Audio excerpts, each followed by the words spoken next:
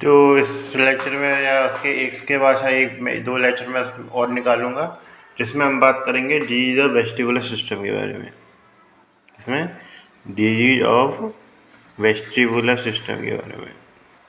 Hearing loss का मैंने अभी नहीं बताया, वो हियरिंग लॉस का लेक्चर है, वो काफ़ी सारे चलेंगे और लंबा चौड़ा लेक्चर चलेगा उसका, इसलिए उसकी चर्चा मैंने करी नहीं अभी। इसके बाद के लेक्चर में करी जाएगी उसकी चर्चा।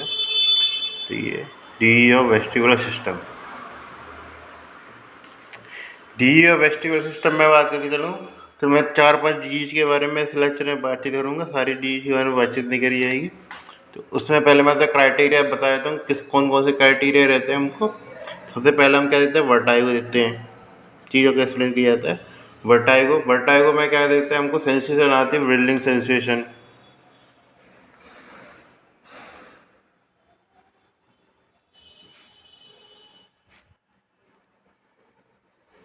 ये व्रिलिंग सेंसेशन क्या होता है, व्रिलिंग सेंसेशन होता है एक तरीके से रोटेशन हो रहा है, एक तरीके से रोटेशन ऑफ रूम हो रहा है एक तरीके से। मतलब आपने सामने का, मतलब आप किसी रूम में बैठे हो, आपको लग रहा है बैठे बैठे कि जो मेरे सामने का रूम है पूरा घूमता जा रहा है एक तरीके से।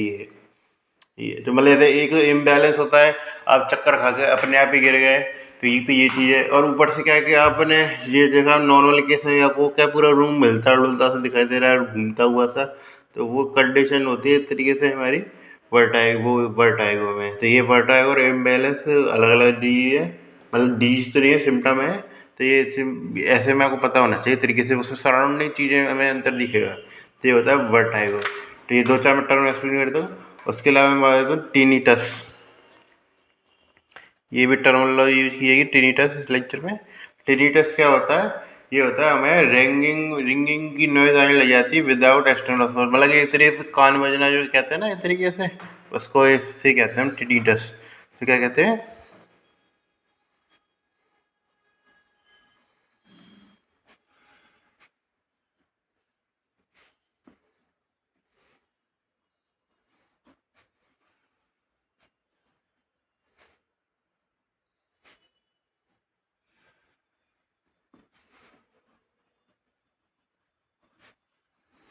वो बाहर से आवाज़ दे नहीं रहा लेकिन हमें आवाज़ सुनाई दे रही है, टिनिटस रहता है। रिंगिंग सेंसेशन नहीं आएगा, प्रॉपर ऐसा कोई स्टेटमेंट सुनाई नहीं देंगे।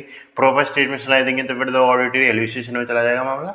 ये ऑडिटरी हेलुसिनेशन में नहीं है, तो घंटी बजने की सी आवाज़ आती है, ऐसा कुछ ये मान लें, ऐसा होता है। तो ये टिनिटस है और वर्टाइगो है। ये टर्मिनोलॉजी पता होनी चाहिए, ज़्यादा जब हम अंतर करेंगे, जैसे हियरिंग लॉस के संग ही जोड़ा जाता है इसको। जैसे इसमें कुछ डीज को अंतर किया जाता है कि कुछ में हियरिंग लॉस मिलता है, कुछ में नहीं मिलता है। तो ये चीज़ है, इसके बारे में टर्मिनोलॉजी है, दोनों पता होनी चाहिए। तो मैंने निस्टैगमस वाली टर्मिनोलॉजी पढ़ाई थी आपको कि पेरीफेरल निस्टैगमस, सेंट्रल निस्टैगमस, तो ऐसे ही ये टर्मिनोलॉजी है। डीज में इतनी सिम्टम के रूप में आते हैं, इन्हें सेपरेट कोई नहीं पूछता इनके बारे में। तो ये चीज़ है, तो हर चीज़ें समझने के लिए भी कुछ चीज़ें याद होनी चाहिए, ऐसा नहीं खाली बस हर चीज़ समझ के काम चल जाता है ये। तो इसको मैं बात करके चलूँ, इस वेस्टिबुलर डिजीज को जो मैं एक तरीके से 2 भागों में बांट सकता हूँ। एक तरीके से हमारी एक तरीके से सेंट्रल वेस्टिबुलर डिजीज हो गई, और एक हो गई हमारी पेरिफेरल। सेंट्रल वेस्टिबुलर डिजीज में बात की चले तो आती है हमारे एक तरीके से पाइका सिंड्रोम। पाइका सिंड्रोम मैंने पता था क्या होता है, लेटरल मेडुलरी सिंड्रोम होता है। अनाटमी में मेरे, जब तक आप मेरे से पढ़े ना, अनाटमी कहीं ना कहीं घुसती रहेगी। अनाटमी से चांस, अनाटमी से मुक्ति नहीं मिलने वाली। क्या क्या सिम्टम आते थे आपको बताता है, उसमें वर्टाइगो और डिजीनेस वगैरह देखने को मिल जाती थी। वो देखने को मिल जाती थी, उसमें वेस्टिबुलर न्यूक्लियाई था इन्वॉल्व हो रहा था। चलो अब इसके बारे में अब चर्चा कभी करेंगे नहीं इसके बारे में, ये है। और उसके अलावा क्या रहता है हमारा एक तरीके से सेरिबेलर डिजीज, क्योंकि सेरिबेलम का भी तो इन्वॉल्वमेंट था ना, उससे वेस्टिबुलर सेरिबेलर पता है, सेरिबेलर डिजीज हो रखी है। ये तो ब्रेन स्टेम में आ गया, सेरिबेलर डिजीज में आ गया। और उसके अलावा क्या हो सकता है, मल्टीपल स्क्लेरोसिस, नर्व की जो माइलिनेशन है, डीमाइलिनेशन हो रखा है उसका, डीमाइलिनेशन सिंड्रोम ऐसे लगा दीजिए। अभी तो उसके बारे में पूरी चर्चा करी जाएगी आगे चल के। तो मल्टीपल स्क्लेरोसिस ये। और उसके अलावा क्या हो सकता है, ट्यूमर हो सकता है कोई भी, ट्यूमर वेन स्टेम में, मतलब वेन रूप से ये लगाना, फोर्थ वेंट्रिकल में, याद ट्यूमर हो, फोर्थ वेंट्रिकल सेंटर रहते हैं हमारे, तो ट्यूमर इन ब्रेन स्टेम ही ले देते हैं वैसे टर्मिनोलॉजी में आगे, फोर्थ वेंट्रिकल भी रख सकते हैं। ये चीज़ें रहती हैं। और बाकी आता है एक शब्द यूज किया था, बेसिलर माइग्रेन। इसमें देखने मिलता है। जब हम माइग्रेन का लेक्चर लेंगे तब हम इसके बारे में पढ़ेंगे सही ढंग से, बेसिलर माइग्रेन में होता है क्या क्या है।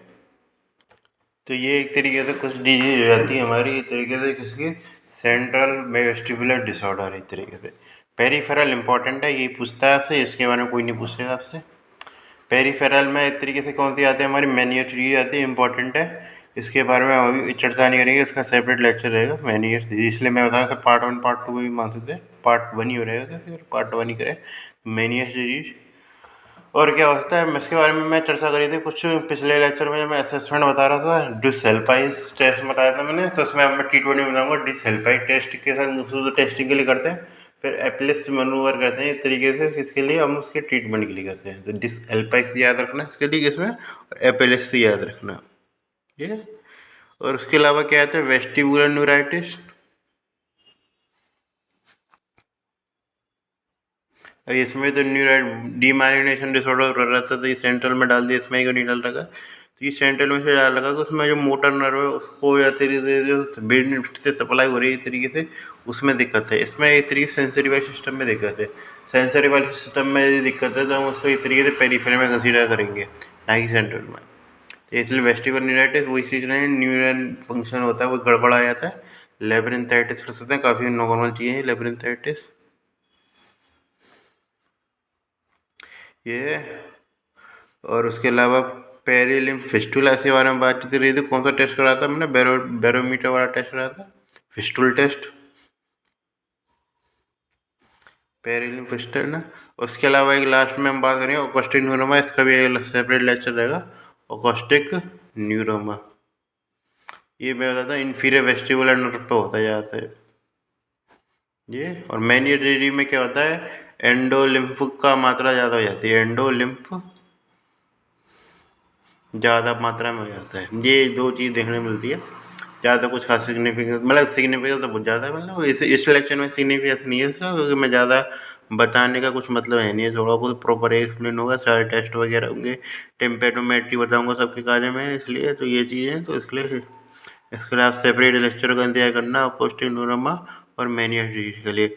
आज हमारा मेन टॉपिक का इंटरेस्ट रहने वाला है BBPH, इसमें हम बात करेंगे एप्लिस मैन्यूवर का, इसलिए ये किया था एप्लिस मैन्यूवर ध्यान का posterior semi circular like an R and general में मतलब देना कि लेटर सेमी सर्कुलर के लिए भी पोस्ट वही लिख के आ रहे हैं। एप्लिस मैन्यूवर पूछता है वो, और केनाल का मैन्यूवर नहीं पूछता, डी यूजरी कॉमन नहीं है, लेकिन क्या है कि ये पता होना चाहिए Epley's manoeuvre posterior semi circular canal के लिए होता है, ये तो इतना तो पता होना चाहिए आपको। फिर लेब्रिंथाइटिस की बातचीत करेंगे, पेरिलिम्फ फिस्टुला है, ये तो थोड़ा बहुत चीज़ें जानते हैं, ऑगस्टिन न्यूरोमा इसके अलावा पता चल जाती है, ऑगस्टिन न्यूरोमा को वेस्टिबुलर न्यूराइटिस। ये सबसे पहले स्टार्ट करते हैं हम BBPH के बारे में।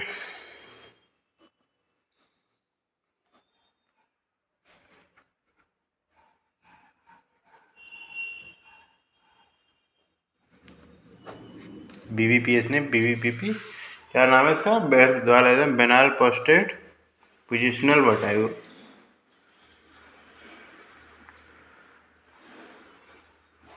है ना, बेनाइन पोजिशनल वर्टाइगो, यह बेनाइन प्रोक्सिमल पोजिशनल वर्टाइगो, ये किसका नाम रहता है, हमारे इतनी डिजीज का नाम है। इसमें मैंने बताया था क्या होता है, हमारा कैल्शियम कार्बोनेट का जो होता है, ऐसे कैल्शियम कार्बोनेट के क्रिस्टल जो होते हैं हमारे, जो कि किससे जुड़े रहने चाहिए थे तरीके से, क्रिस्टल से जुड़े रहने चाहिए, उससे अलग हो जाते हैं। कैल्शियम कार्बोनेट के क्रिस्टल जो होते हैं उसको क्या कहते हैं, ऑक्सलेट ओडोलिंथ भी कह देते हैं, कार्बोनेट क्रिस्टल या एक तरीके से ओडोलिंथ होते हैं, वो कहते हैं डिवॉइड, मतलब ये तरीके से अलग हो जाते हैं, डिवॉइड फ्रॉम किससे, क्रिस्टा से, क्रिस्टा एम्पुलरिस से अलग हो जाते हैं। इससे क्या होता है, क्रिस्टा एम्पुलरिस से अलग होने से जो उसमें क्या है कि इस तरीके से जो वो क्रिस्टल है, इस तरीके सेमी सर्कुलर कैनाल में आ जाते हैं, और वो क्या है, इस तरीके वर्टाइगो क्रिएट करते हैं एंड कॉज वर्टाइगो। वर्टाइगो कैसे करते हैं, इस तरीके से इरिटेशन ऑफ सेमी सर्कुलर किनार की इरिटेशन करके इस तरीके से, मतलब जैसे अब ये सिस्टम पता होना चाहिए। सेमी सर्कुलर किनार से होते इंफीरियर वेस्टिबुलर नर्व जुड़ी रहती है ज़्यादा, तो उससे क्या है कि एक्टिवेशन करते हैं इस तरीके से इंफीरियर वेस्टिबुलर नर्व का, और इस तरीके से वहाँ से सेंसेशन पहुँच जाती है। तो ये सिस्टम काम करता है। टेस्ट के नाम पे कौन सा टेस्ट करते हैं हम? डिक्स हेल्पाइन मनूवर। चाहे मैं इसको दोबारा करके बता दूंगा इस तरीके से।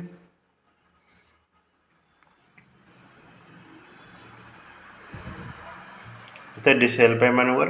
और यदि ट्रीटमेंट की बात करें, ट्रीटमेंट इंपॉर्टेंट है इसका, क्या होता है ट्रीटमेंट? यदि पोस्टीरियर सेमी सर्कुलर किनार में, पोस्टीरियर सेमी सर्कुलर किनार नाम याद रखना, पोस्टीरियर सेमी सर्कुलर किनार, तो उसमें हम क्या देखेंगे? उसमें देखेंगे इस तरीके से एप्लेस मनूवर। और किसी के लिए मत लिख देना, डिक्स हेल्पाइन मनूवर हम किसी के भी लिए कर सकते हैं टेस्टिंग के नाम पे, लेकिन यदि आपसे ट्रीटमेंट पूछे तो उसमें स्पेसिफिक मेंशन होगा पोस्टीरियर सेमी सर्कुलर किनार का, उसमें रखते हैं हम एप्लेस मनूवर। एप्लीस मैनूवर। एप्लीस मैनूवर में क्या करते हैं हम, ये चीज़ पता होना चाहिए। सबसे पहले उसमें क्या है कि 45 डिग्री उसको मोड़ते हैं, उसके हेड को किस साइड, अफेक्ट साइड। फिर क्या तरीके से उसी पोजीशनिंग में उसको क्या कहते हैं, हैंगिंग कर देते हैं, इस तरीके से नीचे लटा देते हैं, और फिर उसका जस्ट अपोजिट साइड पे मोड़ देते हैं। फिर उसके बाद क्या करते हैं, उसको तो कंधे के बल से कर देते हैं, और फिर उसे खड़ा कर देते हैं। इसको मैं करके दिखाना पड़ेगा।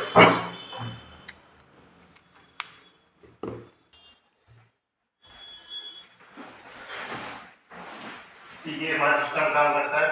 मान के चले मेरा ये साइड अफेक्टेड है, इस साइड का वेस्टिबुलर सिस्टम अफेक्टेड है, तो मैं 50 डिग्री इधर मोड़ूंगा इसको, हेड को 50 डिग्री मोड़ दिया। ये इसी पोजीशन में मोड़ते मोड़ते मैं उसको नीचे लिटा दूंगा। तो ये इस पोजीशन में भी इधर मोड़ा हुआ है, और मैं उसे लिटा दिया इस तरीके से। इसमें भी इस तरीके से हेड है वो मेरा हैंगिंग पोजीशन है, मैं ऐसा नहीं कि मेरे जो हेड को सपोर्ट बना हुआ है। ये चीज समझ गए? फिर उसको मैं दूसरी साइड में नॉन अफेक्टेड साइड है उसमें मोड़ दूंगा। ठीक है, जब मैं उसको नॉन अफेक्टेड साइड मोड़ दिया, ये वाला स्टेप हो गया। प्रत्येक स्टेप में ध्यान देना, 1 या 2 मिनट का हमको वेट करना है, वर्टाइग वगैरह आ रहा है नहीं आ रहा उसे नोट करना है। ये है कि मतलब टेस्टिंग तो नहीं है इस तरीके से होगा, हमें पता लगे किस साइड अफेक्टेड है, लेकिन फिर भी आपको वेट करना है, हर पोजीशन हर एक तरीके स्टेप पे 1 से 2 मिनट आपको वेट करना है। ठीक है, फिर ये रोल कर दिया। हेड आपको वैसे ही रहना चाहिए, हेड को कोई बर्तन नहीं आना चाहिए, उसको बस रोल कर दिया। ठीक है, फिर आपको उसको खड़ा कर देना है। फिर हेड ये क्यों है, इधर की पोजीशन में आप नॉन अफेक्टेड हेड है, फिर उस पोजीशन में फिर यहाँ सीधा हो जाता है। इस प्रकार हमारा क्या सिस्टम काम करता है, एप्लिस मनूवर वाला सिस्टम जो होता है हमारा काम करता है। तो ये हमारा सिस्टम काम करता है डिजीज के बारे में। पोस्टर समीकरण को एप्लिस मेनू में मैंने एक्सप्लेन कर दिया, थ्योरी वगैरह आप अपने हिसाब से रखना उसकी क्या होती है क्या नहीं होती। ये थोड़े बहुत मैं और कुछ के लिए डिजीज बता देता हूँ। जो हमारा लेटर सेमी सर्कुलर कैनाल है उसके लिए हम कौन सा यूज़ करते हैं, तो गुफानी मनूवर यूज़ करते हैं, गुफोनी मनूवर, और Lampard barbecue manoeuvre.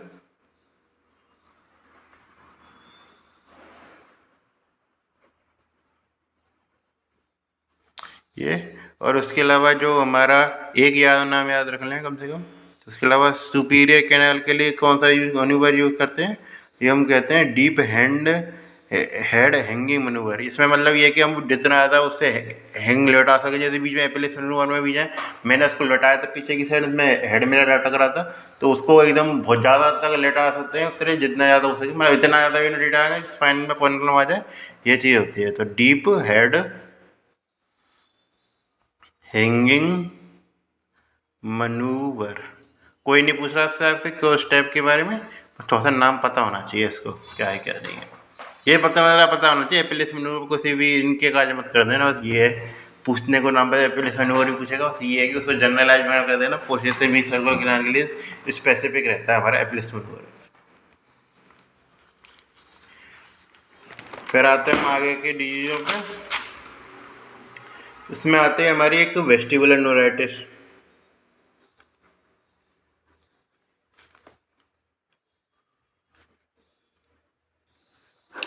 Vestibular neuritis में क्या हो रहा था, वही चीज़ हो रही थी इस तरीके से, जिसमें क्या है कि हमारा जो वेस्टिबुलर नर्व का सिस्टम है इस तरीके से वो ख़राब हो रहा है, जिसमें इस तरीके से हमें इस तरीके से वो देखने को मिल रहा है, जिसमें क्या है कि कोई भी इन्फ्लामेशन हो रहा है इस तरीके से, ये इन्फ्लामेशन ऑफ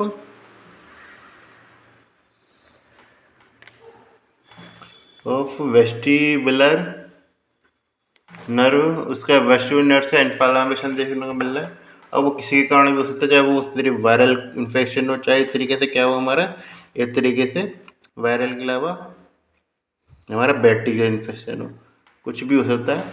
इस तरीके से वो चीज़ देखने को मिलती है। इसमें बात करना खाली ओनली वर्टाइगो देखने को मिलेगा। हमको कोई भी हियरिंग लॉस या फिर इस तरीके से वो जो सिस्टम जो होता है हमें, और वो हमको देखने को नहीं मिलेंगे। ये चीज़ ध्यान रखा, पोस्ट वायरल वगैरह जो इन्फेक्शन जो होते हैं इस तरीके से उसके कारण होता है। कॉज आपको पता होना चाहिए, वायरल होता है, वायरल ज़्यादा कॉमन है इस तरीके से, मोर कॉमन रहता है वायरल बैक्टीरिया के अलावा, लेकिन हमें इसमें मेन पता होना चाहिए। और उसके अलावा और क्या पता होना चाहिए कि ये फिर लॉन्ग टाइम रहता है इस तरीके से। जैसे उसमें हमने पढ़ा था तो बिल्कुल खुशी मिनट में सही हो जाते हैं। जो BBPH के लिए मैंने पढ़ा था वो तो पोजीशनिंग में आता था, थोड़े बहुत मिनट, एक मुश्किल से 1 मिनट से भी कम में रहता था निस्टैगमस और वर्टाइगो, वो उसके बाद ख़त्म हो जाता है। इसमें से निस्टैगमस तो देखने को नहीं मिलता उतना ज़्यादा, लेकिन इसमें ये चीज़ ध्यान रखो वर्टाइगो लंबे टाइम तक रहता है, तो इसलिए लॉन्ग लॉन्ग रहता है इस तरीके से, लॉन्ग स्टैंडिंग रहता है हमारा वर्टाइगो। कितना, डेज टू वीक्स तक रह जाता है। लॉन्ग स्टैंडिंग मतलब ये होता है इसके केस में, डेज टू वीक्स तक, हमें साल तक नहीं रहेगा, साल तक वर्टाइगो रहने का मतलब है। ये चाहिए वेस्टिबुलर न्यूराइटिस है। दूसरी कंडीशन आती है हमारी किसकी, लेबरेंथाइटिस की। उसमें भी ये चीज़ देखने को मिलती है। टेस्ट क्या होती करते हैं, डायग्नोसिस कैसे बनाएंगे, डायग्नोसिस ध्यान रखना, मेन टेस्ट यूज करते हैं कैलोरिक टेस्ट। कैलोरी टेस्ट में क्या देखने को मिला है हमको, ये है नो निस्टैगमस देखने को मिलेगा, कोई निस्टैगमस देखने को नहीं मिलेगा भैया। निस्टैगमस तो वर्टाइगो वगैरह तो सेंटा में। तो कैलोरी टेस्ट में मैंने बताया था कि इस तरीके से हाइपो फंक्शन होता है, तो ये सिस्टम में होते हैं, हमको निस्टैगमस नहीं देखने को मिलता है, ये बात है। तो इसलिए ये थोड़ा सा इंपॉर्टेंट चीज़ है, ये थोड़ा सा कंफ्यूज करने वाला रहता है टॉपिक, तो इसलिए ये कैलोरी टेस्ट को मैंने पिछली बार भी बहुत ज़्यादा फोकस किया था उस पर ग्रुप में, तो ये चीज़ें इस बार में फोकस कर रहा हूँ। वर्टाइगो सिंड्रोम में वॉमिटिंग वगैरह भी आती है, वो सामने जी एलजीएलटी की देखेंगे तो वॉमिटिंग में आएगी, तो वॉमिटिंग भी सिम्टम के रूप में दे सकता है आपसे। उसे ही वर्टाइगो में कंसिडर करना है। यहाँ तक कि पहले तो मैं वर्टाइगो को मतलब वॉमिटिंग मान के चलता था मेरे टाइम पे, तो मैं था। तो ये चीज़ है। दूसरी चीज़ आती है हमारी लेबरिंथाइटिस।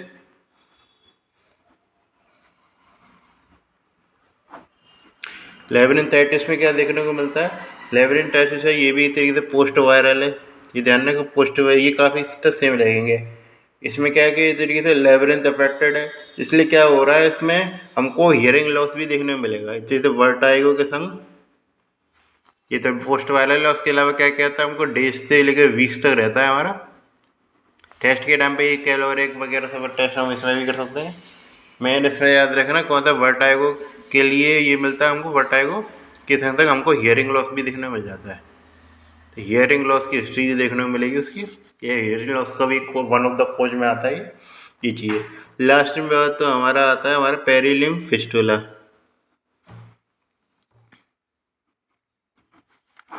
पेरिलिम फिस्टुला का मतलब ये है कि इस तरीके से उसमें ओवल विंडो राउंड विंडो के बीच में क्या बन गया इस तरीके से, मतलब ओवल विंडो राउंड विंडो वाला एरिया इस तरीके से लेटर सेमी सर्कुलर कैनाल वाला एरिया था, उसमें क्या होता था फिस्टुला बन गया ये।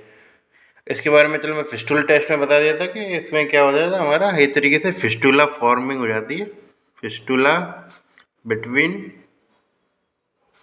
मिडिल ईयर एंड इस तरीके से इनर ईयर, या ये चीज़ तो आपको पता ही होगी। फिस्टुल टेस्ट करेंगे इस तरीके से, फिस्टुल टेस्ट के नाम पे कौन सा करेंगे, फिस्टुल टेस्ट ही करेंगे।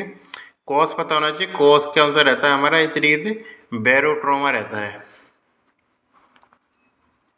बैरोट्रोमा के कारण हमको इस कंडीशन जो होती है इस तरीके से, चाहे हमारा राउंड विंडो पे इस तरीके से इंजरी हो जाए या इस तरीके से ओवल विंडो पे इंजरी हो, तो उसमें क्या है कि इस तरीके से बैरोमेट्रिक जो प्रेशर चेंज होता है उसके कारण हमको इंजरी देखने को मिलती है। इस तरीके से बहुत ज़्यादा आदमी हवा में चला जाए इस तरीके से होते हैं ना, वो भले हम बहुत तेजी से हवा टकराती है इस तरीके से बैरोट्रोमा हो जाता है इस तरीके से। ये तो प्रेशर चेंज के कारण होता है बैरोट्रोमा, मतलब क्या होता है उसका हैवी प्रेशर चेंज के कारण होती है ये घटना हमारे केस में। इसके कारण हम टेस्ट भी इधर प्रेशर चेंज वाले करते हैं ये चीज़ है। तो इसमें क्या है कि हमारा कॉज तो हमें पता लग गई, हम पता कैसे लगाते हैं, सिम्टम वगैरह देखते हुए, तो ये चीज़ तो आपको पहले से पता है काफ़ी ज़्यादा, बस ये बैरोट्रोमा में नई टर्मल यूज करिए। तो सिम्टम जो होता है इस तरीके से, उसमें जो वर्टाइगो होता है हमारा इंटरमीडिएट होता है, इंटरमिटेंट इंटरमिटेंट यानी कि एक तरीके से ये मुझे लॉन्ग लास्टिंग नहीं होता है, इस तरीके से सडन ऑनसेट होता है। इंटरमिटेंट क्या सडन ऑनसेट रहता है। कल ये नहीं रहता कि इस तरीके से आपने कुछ भी इधर प्रेशर चेंज वाली घटना हुई उसके कारण आ जाता है। ये इसमें मतलब ट्रिगर्स रहेंगे, जैसे उसमें पोजीशनिंग वाला था बीवीपीएच वाला, जो बीवीपीएच से सबसे ज़्यादा सिमिलर जो चीज़ है एक तरीके से को ये मिलेगी पेरिलियम फिस्टुला। उसमें पोजीशनिंग चेंज के कारण हो रहा था और कुछ ना कुछ समय के लिए रहता है, same position change sudden onset हो रहा था, कुछ समय के लिए रहता है ये। इसमें क्या है कि हमको ट्रिगर्स क्या देखने को मिले, तो ट्रिगर्स क्या देखने को मिलेंगे हमको, प्रेशर चेंज देखने को मिलेगा, जैसे कि इस तरीके से चेंज एल्टीट्यूड चेंज हो जाता है, इस तरीके प्रेशर चेंज हो जाता है। तो इस तरीके से हमको हवाई जहाज में बैठने का कुछ, मैं उस समय जैसे हवाई जहाज में बैठा उसको चक्कर आने लग गया हवाई जहाज में बैठते ही, या फिर इस तरीके से पहाड़ पर चढ़ा तो चक्कर आने लगे। हालांकि पहाड़ पर चढ़ाने के बाद चक्कर आने के बहुत सारे कारण हो जाते हैं, लेकिन ये है कि उसको सीवियर लेवल वर्टाइगो वाले सिम्टम आ गए उसको, तो उसमें हम कंसीडर कर लेते हैं इन चीज़ों को। ये चीज़ है, यदि मतलब उसकी पास्ट हिस्ट्री है, इसमें ध्यान रखा पास्ट हिस्ट्री किसकी मिलेगी हमको,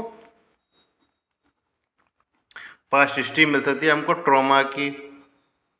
और उसके अलावा क्या सर्जरी कोई परफॉर्म हो रखी हो उसमें मिडिल ईयर की सर्जरी, उसमें क्या है कि हमको देखने को मिल सकती है ये।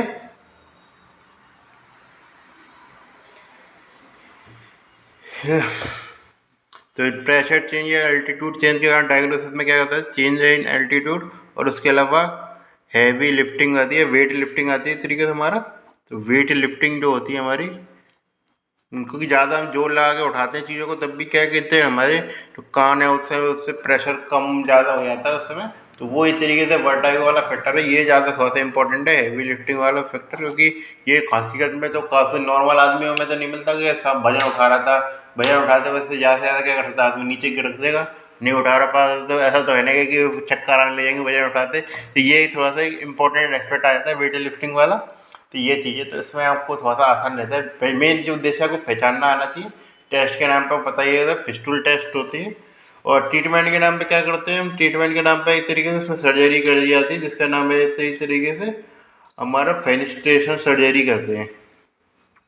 और इस क्या रहता है हमारा फेनिस्ट्रेशन सर्जरी।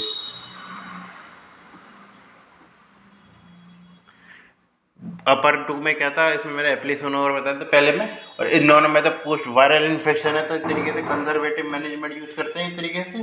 चाहे तो मैं बता दूँ ट्रीटमेंट के लिए जो यूज़ करते हैं इस तरीके से, किसमें वेस्टिबुलर न्यूराइटिस में जो RX रहेगा वो रहेगा इस तरीके से, लेवरिंथाइन सेडेटिव दे सकते हैं उसको। उसके अलावा क्या दे सकते हैं इस तरीके से, प्रोपोमाजीन दे सकते हैं, और उसके अलावा क्या कहते हैं हमारा सिनारिजीन देते हैं। सिनारिजीन थोड़ा सा इंपॉर्टेंट है, किसमें आता है ये लिम्फ एंटी हिस्टामिन आती है सिनारिजीन, ये होती है सिनारिजीन वाली ऐसी कहती है, कैसी लगे एंटी हिस्टामिन है, जो जब पढ़ेंगे सिवाय तो वही सिनारिजीन रहती है उसमें। और उसके अलावा क्या कहते हैं प्रोमिथाजीन भी यूज कर सकते हैं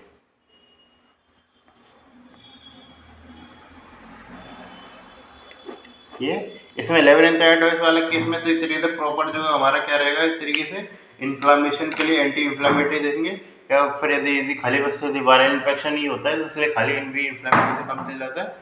और यदि बैक्टीरियल इन्फेक्शन है तो हम उसको एंटीबायोटिक भी देते हैं ये। तो इस प्रकार हमारा सिस्टम काम करता है प्रॉपर। जो हमारा जो इस तरीके से वेस्टिबुलर डिजीज है, 2-4 डिजीज हमें रिकवर हुई नहीं है, उसके बारे में जो हम करेंगे तो करेंगे।